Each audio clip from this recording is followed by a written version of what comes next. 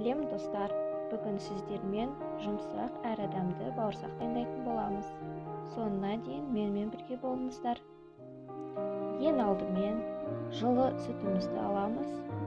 Салқын болса, міндетті түрде сүтімізді жылытып алыңыздар. Қаймақ не болмаса йогурт қоссаңыз да болады. Қаймағымыз да жылы болуы тиіс. 4 ас қасық қантымызды салып, жақсылап араластырамыз.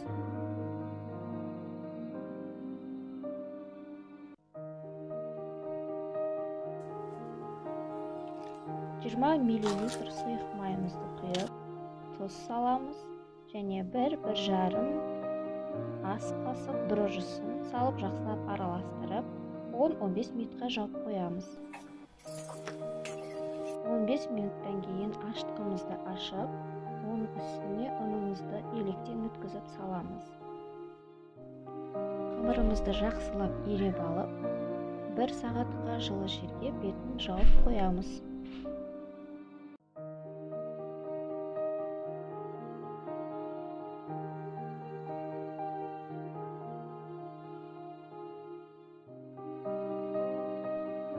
Сағаттан кейін қамырымыз жақсылап көтерілді. Енді осы қамырымызды алып, үстеліміздің үстіне ұнымызды сеуіп, жақсылап жаятын боламыз.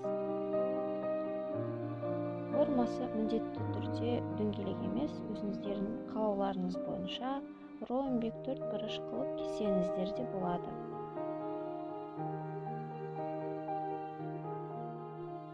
Қамырыңызды неғұрлым жұқа қылып жайсаңыздар, ортасына ауа толып үрленіп, шар сияқты шығады.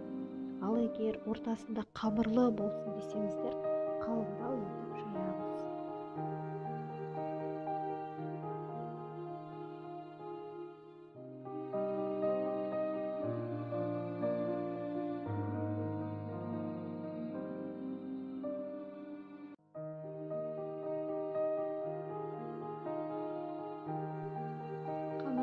Осылай жайып алғаннан кейін әртүрлі пішінде кесеңіздер болады. Мен дөңгелек етіп кестім.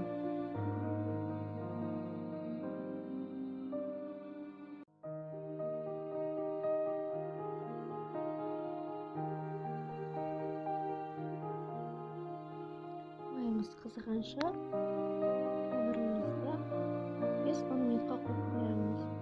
Сол кезде қамырымыз көтеріледі кішкене. Неғұрлым майымыз қызғаннан кейін орташа отқа пісіріп шықсаңыздар, сол кезде қамырларыңыз жақсы болып, ортасы пісіп шығады.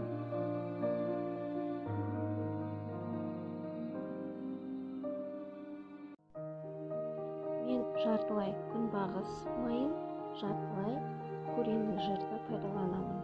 Сол кезде бауырсақтарыңыз майлы болып шылқып тұрмайды.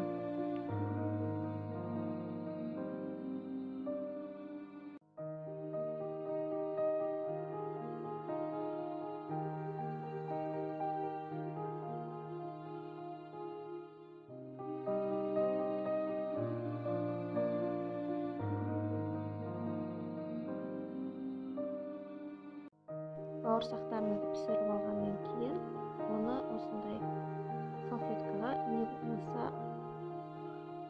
газеттің үстіне қойып қойсаңыз, кішкене майы ағып, бауырсақтарыңыз майсыз болады.